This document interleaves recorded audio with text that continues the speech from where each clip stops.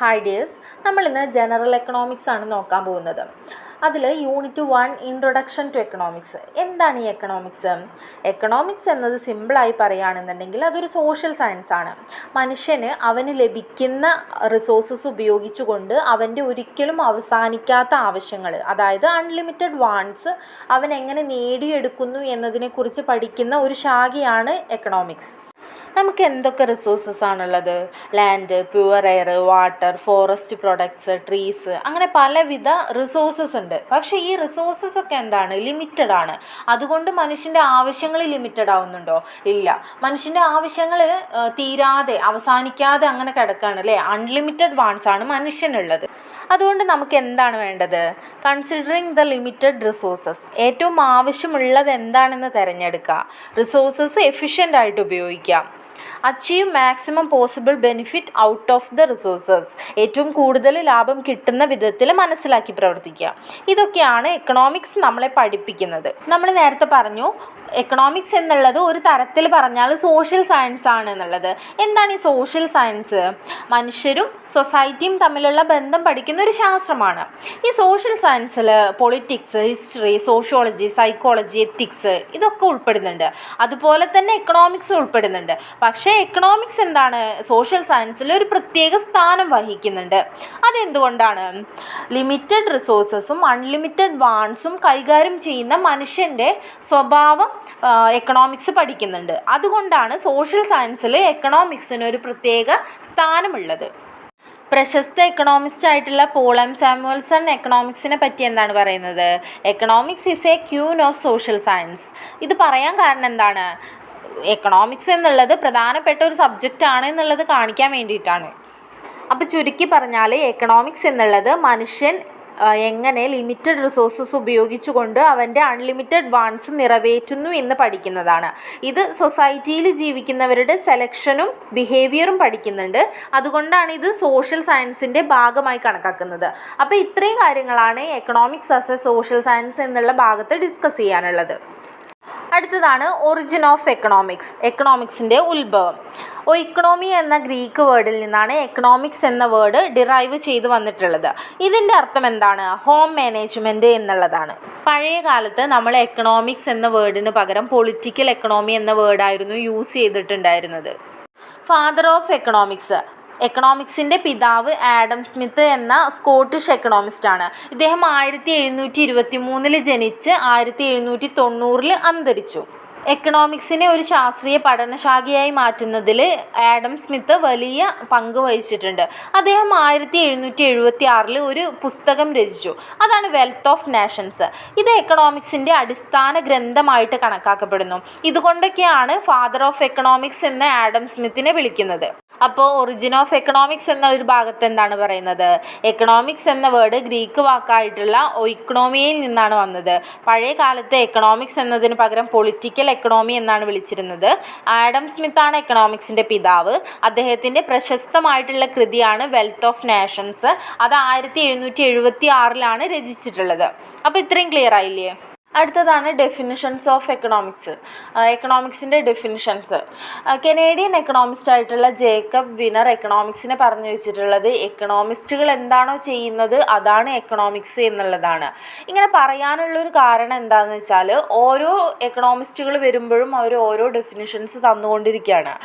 വളരെ വ്യക്തമായിട്ടൊരു ഡെഫിനിഷൻ ഇല്ലാത്തത് കൊണ്ട് അദ്ദേഹം തമാശ രീതിയിൽ പറഞ്ഞു വെച്ചിട്ടുള്ളതാണിത്. എങ്കിലും എക്കണോമിക്സിന് പ്രധാനമായിട്ടും 4 ഡെഫിനിഷൻസ് ഉണ്ട്. Wealth definition, welfare definition, scarcity definition and growth definition.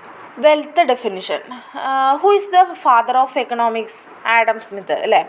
Adam സ്മിത്തിൻ്റെ പുസ്തകമാണ് വെൽത്ത് ഓഫ് നേഷൻ. ഈ വെൽത്ത് ഓഫ് നേഷൻ എന്ന പുസ്തകത്തിലാണ് വെൽത്ത് ഡെഫിനിഷനെ പറ്റി മെൻഷൻ ചെയ്തിട്ടുള്ളത്. അദ്ദേഹം എക്കണോമിക്സിനെ വെൽത്തുമായി ബന്ധപ്പെട്ടിട്ടുള്ള പഠനമാണ് എന്നാണ് പറഞ്ഞിരുന്നത്. ഇതിനെതിരെ വന്ന വിമർശനവുമാണ് ഇത് മനുഷ്യനേക്കാൾ മുൻതൂക്കം കൊടുത്തിരുന്നത് എന്തിനായിരുന്നു? വെൽത്തിനായിരുന്നു, സമ്പത്തിനായിരുന്നു. അടുത്തതാണ് welfare definition. 1890 principles of economics എന്ന പുസ്തകത്തിൽ ആൽഫ്രഡ് മാർഷൽ എന്ന എക്കണോമിസ്റ്റാണ് എക്കണോമിക്സിനെ ഡിഫൈൻ ചെയ്ത് വെച്ചിട്ടുള്ളത്. എക്കണോമിക്സ് എന്നത് മനുഷ്യർ അവരുടെ ജീവിതത്തിൽ നടത്തുന്ന സാമ്പത്തിക പ്രവർത്തനങ്ങളെ കുറിച്ചുള്ള ഒരു പഠനമാണ് എന്നാണ് അദ്ദേഹം പറയുന്നത്. ഇതൊരു ഭാഗത്ത് സമ്പത്തിനെ കുറിച്ചുള്ള പഠനമാണെങ്കിൽ പോലും മറ്റൊരു ഭാഗത്ത് മനുഷ്യനുമായി ബന്ധപ്പെട്ട പഠനവുമായിട്ട് കണക്കാക്കുന്നുണ്ട്. അതുകൊണ്ട് തന്നെ ഒരു മനുഷ്യത്വപരമായിട്ടുള്ള ഒരു മുഖം എക്കണോമിക്സിന് അദ്ദേഹത്തിന് നൽകാൻ സാധിച്ചിട്ടുണ്ട്. അടുത്തതാണ് സ്കേഴ്സിറ്റി ഡെഫിനിഷൻ. അത് ആരാണ് പറഞ്ഞിട്ടുള്ളത്? Lionel Robbins. അദ്ദേഹം 1932 the nature and significance of economic science എന്ന പുസ്തകത്തിലാണ് എക്കണോമിക്സിനെ ഡിഫൈൻ ചെയ്തിട്ടുള്ളത്. അത് മുകളിൽ പറഞ്ഞിട്ടുള്ള വെൽത്ത് ഡെഫിനിഷനെയും വെൽഫെയർ ഡെഫിനിഷനെയും ഒക്കെ ക്രിട്ടിസൈസ് ചെയ്തുകൊണ്ടാണ് അദ്ദേഹം എക്കണോമിക്സിനെ ഡിഫൈൻ ചെയ്തിരിക്കുന്നത്. അദ്ദേഹം എങ്ങനെയാണ് എക്കണോമിക്സിനെ ഡിഫൈൻ ചെയ്തിട്ടുള്ളത്? Economics is the science which studies human behaviour as A relationship between ends and scarce means which have alternative uses. അതായത് നമുക്ക് ഒരുപാട് ആവശ്യങ്ങളുണ്ട്. ഓരോ ദിവസം കഴിയുന്തോറും നമ്മളുടെ ആവശ്യങ്ങളും ആഗ്രഹങ്ങളും ഒക്കെ ഇങ്ങനെ കൂടിക്കൊണ്ടിരിക്കുകയാണ്. പക്ഷേ അത് സാറ്റിസ്ഫൈ ചെയ്യാനുള്ള ഒരു റിസോഴ്സസ് നമുക്ക് നിലവിലില്ല. പക്ഷേ ഈ നിലവിലുള്ള റിസോഴ്സസ് ഉപയോഗിച്ചുകൊണ്ട് നമ്മളുടെ ആഗ്രഹങ്ങളും ആവശ്യങ്ങളൊക്കെ എങ്ങനെ നേടിയെടുക്കുന്നു എന്നതിനെക്കുറിച്ചുള്ളൊരു പഠനമാണ് എക്കണോമിക്സ് എന്നതാണ് ലയണൽ റോബിൻസ് അദ്ദേഹത്തിൻ്റെ സ്കേഴ്സിറ്റി ഡെഫിനിഷനിൽ പറഞ്ഞു വെക്കുന്നത്. ഇന്ന് ഏറ്റവും കൂടുതൽ ഉപയോഗിക്കുന്ന ഒരു ഡെഫിനിഷനാണ് ഈ സ്കേഴ്സിറ്റി ഡെഫിനിഷൻ. അതിൽ 3 പ്രധാന പോയിന്റ്സ് പറയുന്നുണ്ട്. First one, human wants R unlimited. മനുഷ്യൻ്റെ ആഗ്രഹങ്ങൾക്ക് പരിധിയില്ല. ഒരു ആഗ്രഹം തീരുമ്പോൾ മറ്റൊന്നുണ്ടാവുന്നു അല്ലേ. അടുത്തത്, റിസോഴ്സസ് ആർ ലിമിറ്റഡ്. ആഗ്രഹങ്ങൾ വലിയ തോതിലുണ്ടെങ്കിലും റിസോഴ്സസ് അത്ര ഇല്ല. അതുകൊണ്ട് തന്നെ സാമ്പത്തിക പ്രശ്നങ്ങൾ ഉണ്ടാകുന്നു. Resources have alternative uses. ഒരു റിസോഴ്സസ് പല ആവശ്യങ്ങൾക്കായിട്ട് ഉപയോഗിക്കാൻ സാധിക്കും. അടുത്തതാണ് ഗ്രോത്ത് ഡെഫിനിഷൻ. ഏറ്റവും ഇമ്പോർട്ടൻ്റ് ആയിട്ടുള്ള ഒരു ഡെഫിനിഷനാണ് growth definition. Paul A Samuelson എന്ന എക്കണോമിസ്റ്റ് 1948 എക്കണോമിക്സ് എന്ന പുസ്തകത്തിലാണ് ഈ ഒരു ഡെഫിനിഷൻ പറഞ്ഞു വെച്ചിട്ടുള്ളത്. അദ്ദേഹം എന്താണ് പറയുന്നത്? മനുഷ്യരും സമൂഹവും എങ്ങനെ കുറഞ്ഞ റിസോഴ്സസ് ഉപയോഗിച്ചുകൊണ്ട് വിവിധ ഉൽപ്പന്നങ്ങൾ ഉൽപ്പാദിപ്പിച്ച് അതിപ്പോഴും ഭാവിയിലും ഉപഭോഗത്തിനായിട്ട് കൺസംഷനായിട്ട് ഡിസ്ട്രിബ്യൂട്ട് ചെയ്യുന്നു എന്നുള്ളത് പഠിക്കുന്നതാണ് എക്കണോമിക്സ്. അതുമാത്രമല്ല റിസോഴ്സസ് കൂടുതൽ എഫിഷ്യൻ്റ് ആയിട്ട് ഉപയോഗിക്കാൻ എന്തൊക്കെ ചെയ്യണം എന്നുള്ളതും കൂടി അദ്ദേഹം പറഞ്ഞു വെക്കുന്നുണ്ട്. അപ്പോൾ ഇത്രയും കാര്യങ്ങളാണ് നമുക്ക് ഡെഫിനിഷൻസ് ഓഫ് എക്കണോമിക്സ് എന്നൊരു ഭാഗത്ത് പഠിക്കാനുള്ളത്. നമ്മൾ എന്തൊക്കെയാണ് പറഞ്ഞു വെച്ചിട്ടുള്ളത്? ആഡം സ്മിത്തിൻ്റെ വെൽത്ത് ഡെഫിനിഷൻ പറഞ്ഞു, ആൽഫ്രഡ് മാർഷലിൻ്റെ വെൽഫെയർ ഡെഫിനിഷൻ പറഞ്ഞു, ലയണൽ റോബിൻസിൻ്റെ scarcity definition and last one Paul A സാമുവൽസണിൻ്റെ ഗ്രോത്ത് ഡെഫിനിഷൻ. അപ്പോൾ ഈ ഡെഫിനിഷൻസൊക്കെ ഞാൻ മനസ്സിലാവുന്ന രൂപത്തിലാണ് പറഞ്ഞു തന്നിട്ടുള്ളത്. എക്കണോമിസ്റ്റുകൾ എന്താണോ ഡിഫൈൻ ചെയ്തിട്ടുള്ളത് അത് കറക്റ്റായിട്ട് SLMൽ കൊടുത്തിട്ടുണ്ട്. അത് ബൈഹാർട്ട് ചെയ്ത് പഠിക്കുക, ഒരു വേർഡ് പോലും മാറാൻ പാടില്ല. അപ്പോൾ അതൊന്ന് ശ്രദ്ധിക്കുക കേട്ടോ. അടുത്തതാണ് സ്കോപ്പ് ഓഫ് എക്കണോമിക്സ്. എക്കണോമിക്സ് എന്ന സബ്ജക്റ്റ് വളരെ വൈഡായിട്ടുള്ളതാണ്. അതിൽ human behaviour, resource allocation, production, distribution, consumption എന്നിങ്ങനെയുള്ള നിരവധി കാര്യങ്ങൾ എക്കണോമിക്സ് പരിശോധിക്കുന്നുണ്ട്. What to produce, how to produce and for whom to produce. എന്ത് പ്രൊഡ്യൂസ് ചെയ്യണം, എങ്ങനെ പ്രൊഡ്യൂസ് ചെയ്യണം, അത് ആർക്ക് വേണ്ടി പ്രൊഡ്യൂസ് ചെയ്യണം, ഇതിനുള്ള ഉത്തരം കണ്ടെത്തുകയാണ് എക്കണോമിക്സ് ചെയ്യുന്നത്. ഇനി നമുക്ക് എക്കണോമിക്സ് എന്ന സബ്ജക്റ്റിൻ്റെ പ്രധാനപ്പെട്ട ബ്രാഞ്ചസ് ഉണ്ട്. അതേതാണെന്ന് നോക്കാം. അതിൽ ആദ്യത്തേതാണ് മൈക്രോ എക്കണോമിക്സ്. മൈക്രോ എന്ന് പറഞ്ഞാൽ എന്താണ്? ഏറ്റവും ചെറുത് അല്ലേ. ഒരു കാര്യത്തെക്കുറിച്ച് പഠിക്കുക അല്ലെങ്കിൽ ഒരു വസ്തുവിനെ കുറിച്ച് പഠിക്കുക. വ്യക്തിഗതമായിട്ടുള്ള പഠനമാണ് മൈക്രോ എക്കണോമിക്സ്. ഉദാഹരണത്തിന് ഒരു കുടുംബം എന്ത് വാങ്ങണം എന്നതിനെക്കുറിച്ചുള്ള പഠനം, അല്ലെങ്കിൽ ഒരു കമ്പനി എന്ത് ഉൽപ്പാദിപ്പിക്കണം എന്നതിനെക്കുറിച്ചുള്ള പഠനം. ഇങ്ങനെയുള്ള ഒരു പഠനമാണ് വ്യക്തിഗതമായിട്ടുള്ള പഠനം. ഒന്നിനെക്കുറിച്ച് പഠിക്കുന്നതാണ് micro economics. Market structures, consumer behaviour, production cost, supply and demand, ഇത്രയും കാര്യങ്ങളാണ് മൈക്രോ എക്കണോമിക്സ് ഫോക്കസ് ചെയ്യുന്നത്. Next one macro economics. ഇതൊരു സമ്പദ് വ്യവസ്ഥയെ മുഴുവനായി പഠിക്കുന്നൊരു ശാഖയാണ്. നമ്മൾ നേരത്തെ മൈക്രോ എക്കണോമിക്സിൽ പറഞ്ഞു വെച്ചത് എന്താണ്? ഒരു കുടുംബത്തെക്കുറിച്ച് പഠിക്കുക അല്ലെങ്കിൽ ഒരു ഫേമിനെ കുറിച്ച് പഠിക്കുക. പക്ഷേ ഇതിൽ വരുമ്പോൾ ഒരു പ്രദേശത്തെ മുഴുവൻ കുടുംബത്തെയും കുറിച്ച് പഠിക്കുക, അല്ലെങ്കിൽ ഒരു പ്രദേശത്തെ മുഴുവൻ ഫേമിനെയും കുറിച്ച് പഠിക്കുക. അങ്ങനെ മൊത്തത്തിലുള്ള ഒരു പഠനമാണ് macro economics. Macro economics GDP, inflation, unemployment, economic growth തുടങ്ങിയ കാര്യങ്ങളാണ് പ്രധാനമായിട്ടും ഫോക്കസ് ചെയ്യുന്നത്.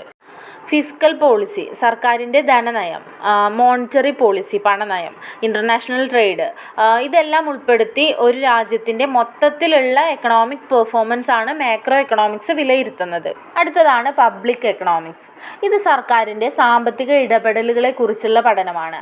ഇതിൽ taxation, education, health care, infrastructure പോലുള്ള പബ്ലിക് സർവീസുകൾ, ഇതൊക്കെ എങ്ങനെ ഫണ്ടിങ് ചെയ്യുന്നു, അല്ലെങ്കിൽ ഇതിന് വേണ്ട ഫണ്ടും കാര്യങ്ങളും അവരെങ്ങനെ മാനേജ് ചെയ്യുന്നു എന്നതിനെക്കുറിച്ചുള്ള ഒരു പഠനമാണ്. Next one international economics. ഇത് രാജ്യങ്ങൾ തമ്മിലുള്ള എക്കണോമിക് ഇൻട്രാക്ഷൻസിനെ കുറിച്ച് പഠിക്കുന്നതാണ്. ഇതിൽ international trade, exchange rates, balance of payments തുടങ്ങിയ കാര്യങ്ങളാണ് വരുന്നത്. വ്യത്യസ്ത രാജ്യങ്ങൾ തമ്മിൽ ഒരു ട്രേഡ് ചെയ്യുമ്പോൾ അതിലുണ്ടാകുന്ന ലാഭനഷ്ടങ്ങൾ മനസ്സിലാക്കാൻ ഇൻ്റർനാഷണൽ എക്കണോമിക്സിലൂടെ നമുക്ക് സാധിക്കുന്നുണ്ട്. അടുത്തതാണ് ഡെവലപ്മെൻറ്റ് എക്കണോമിക്സ്. ഇത് പ്രധാനമായും കുറഞ്ഞ വരുമാനമുള്ള രാജ്യങ്ങളിലോ പ്രദേശങ്ങളിലോ എക്കണോമിക് ഡെവലപ്മെൻറ്റ് നടത്തുക എന്നുള്ളതാണ്. Investment, technological advancement, education, health care തുടങ്ങിയ മേഖലകൾ എങ്ങനെ സമ്പദ് വ്യവസ്ഥയുടെ വളർച്ചയ്ക്ക് സഹായിക്കുന്നു എന്നതാണ് ഇതിൽ പഠിക്കുന്നത്. അടുത്തത് ലേബർ എക്കണോമിക്സ്. ലേബർ എക്കണോമിക്സ് പ്രധാനമായും ഫോക്കസ് ചെയ്യുന്നത് labour market, wages, labour policies, labour mobility തുടങ്ങിയ കാര്യങ്ങളാണ്. ഇത് ഒരു രാജ്യത്തുള്ള തൊഴിൽ രംഗങ്ങൾ എങ്ങനെ പ്രവർത്തിക്കുന്നു എന്ന് മനസ്സിലാക്കാൻ സഹായിക്കുന്നു. Environmental economics. ഇത് എൻവിറോൺമെൻറ്റൽ ഇഷ്യൂസ് സാമ്പത്തികമായി എങ്ങനെ ബാധിക്കുന്നു എന്നതിനെക്കുറിച്ചുള്ളൊരു പഠനമാണ്. ഇതിൽ മെയിനായിട്ടും pollution, resource depletion, climate change തുടങ്ങിയ കാര്യങ്ങളാണ് വരുന്നത്. പരിസ്ഥിതിക്ക് ഹാനികരമായിട്ടുള്ള പ്രവർത്തനങ്ങൾക്കെതിരെ സാമ്പത്തിക ഉപാധികൾ ഉപയോഗിച്ചുകൊണ്ട് മാറ്റമുണ്ടാക്കാൻ ഇതിലൂടെ ശ്രമിക്കുന്നുണ്ട്. Behavioural economics. ഇത് മനുഷ്യൻ്റെ സൈക്കോളജിയും എക്കണോമിക്സുമായി ബന്ധിപ്പിച്ചിട്ടുള്ള ഒരു പഠനമാണ്. ഇതിൽ വ്യക്തിപരമായിട്ടുള്ള തെറ്റായ തീരുമാനങ്ങൾ, മാനസികമായിട്ടുള്ള പരിധികൾ തുടങ്ങിയ കാര്യങ്ങളാണ് വരുന്നത്.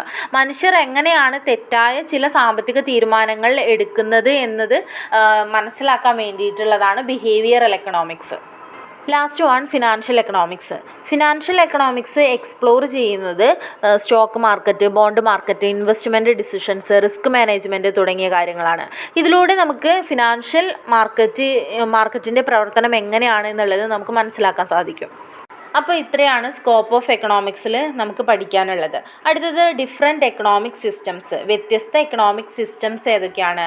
Market economy, centrally planned economy, mixed economy. അപ്പോൾ ഓരോന്നും ഡീറ്റെയിൽ ആയിട്ട് നോക്കാം. ഒരു രാജ്യത്ത് ഓരോ ദിവസവും അനേകം എക്കണോമിക് ആക്ടിവിറ്റീസ് നടക്കുന്നുണ്ട്. ഇവയെല്ലാം ക്രമീകരിക്കാനുള്ള ഒരു സംവിധാനമാണ് എക്കണോമിക് സിസ്റ്റംസ്. പ്രധാനമായും 3 എക്കണോമിക് സിസ്റ്റംസ് ആണുള്ളത്. അതിൽ ഫസ്റ്റ് വൺ മാർക്കറ്റ് എക്കോണമി. ഇതൊരു ഫ്രീ മാർക്കറ്റ് എക്കോണമിയാണ്. ഇവിടെ എന്ത് ഉൽപ്പാദിപ്പിക്കണം, എങ്ങനെ ഉൽപ്പാദിപ്പിക്കണം, ആർക്ക് വേണ്ടി ഉൽപ്പാദിപ്പിക്കണം എന്നൊക്കെ മാർക്കറ്റിലെ ഡിമാൻഡ് ആൻഡ് സപ്ലൈ ആണ് നിശ്ചയിക്കുന്നത്. മാർക്കറ്റ് എക്കോണമിയുടെ പ്രധാന ഫീച്ചേഴ്സ് എന്തൊക്കെയായിരിക്കും? ഗവൺമെൻറ്റിൻ്റെ ഇടപെടൽ കുറവായിരിക്കും. ഉൽപ്പാദന ഉപകരണങ്ങൾ ആരുടെ കയ്യിലായിരിക്കും? സ്വകാര്യ വ്യക്തികളുടെ കയ്യിലായിരിക്കും. വില നിശ്ചയിക്കുന്നത് സപ്ലൈ ആൻഡ് ഡിമാൻഡിൻ്റെ അടിസ്ഥാനത്തിലായിരിക്കും. മാക്സിമം ഇൻഡിവിജ്വൽ ഫ്രീഡം ഉണ്ടായിരിക്കും. അടുത്തതാണ് centrally planned economy. Centrally planned economic മറ്റ് പല പേരുകളുമുണ്ട്. കമാൻഡ് എക്കോണമി എന്ന് പറഞ്ഞാലും സോഷ്യലിസ്റ്റ് എക്കോണമി എന്ന് പറഞ്ഞാലും സെൻട്രലി പ്ലാൻഡ് എക്കോണമി തന്നെയാണ്. ഇത് ഗവൺമെൻറ്റിൻ്റെ നിയന്ത്രണത്തിലുള്ള ഒരു എക്കോണമിയാണ്. ഗവൺമെൻറ്റാണ് എന്താണ് ഉൽപ്പാദിപ്പിക്കേണ്ടത്, എത്ര ഉൽപ്പാദിപ്പിക്കണം, മാർക്ക് നൽകണം എന്നൊക്കെ തീരുമാനിക്കുന്നത്. ഇതിൻ്റെ പ്രധാന സവിശേഷതകൾ: ഉൽപ്പാദന ഉപകരണങ്ങൾ ഗവൺമെൻറ്റിൻ്റെ ഉടമസ്ഥതയിലുള്ളതായിരിക്കും. ഇവിടെ പ്രൈസ് സിസ്റ്റം ഉപയോഗിക്കുന്നില്ല, പകരം സെൻട്രൽ പ്ലാനിംഗ് ഉപയോഗിക്കുന്നു. ഇവിടെ വ്യക്തിഗത സ്വാതന്ത്ര്യം കുറവായിരിക്കും. മാർക്കറ്റ് എക്കോണമിയിൽ നമ്മൾ പറഞ്ഞു മാക്സിമം ഇൻഡിവിജ്വൽ ഫ്രീഡം ഉണ്ടായിരിക്കും എന്നുള്ളത്. പക്ഷേ സെൻട്രലി പ്ലാൻഡ് എക്കോണമിയിൽ എത്തുമ്പോൾ ആ ഫ്രീഡം കുറയാണ്. Last one mixed economy. Mixed economy എന്താണ്? മാർക്കറ്റ് എക്കോണമിയും സെൻട്രലി പ്ലാൻഡ് എക്കോണമിയും കൂട്ടിച്ചേർത്ത് ഉണ്ടാക്കിയിട്ടുള്ള പുതിയൊരു എക്കണോമിക് സിസ്റ്റമാണ്. ഇതിൻ്റെ പ്രധാന സവിശേഷതകൾ: ഇവിടെ പബ്ലിക് സെക്ടറും ഉണ്ടായിരിക്കും, പ്രൈവറ്റ് സെക്ടറും ഉണ്ടായിരിക്കും.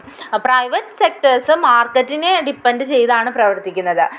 ഇതിൽ ഗവൺമെൻറ് നൽകുന്ന നിർദ്ദേശത്തിനും പ്ലാനിങ്ങിനൊക്കെ ഒരു വലിയ പങ്കുണ്ട്. അപ്പോൾ ഇത്രയും കാര്യങ്ങളാണ് ഫസ്റ്റ് യൂണിറ്റിൽ വരുന്നത്.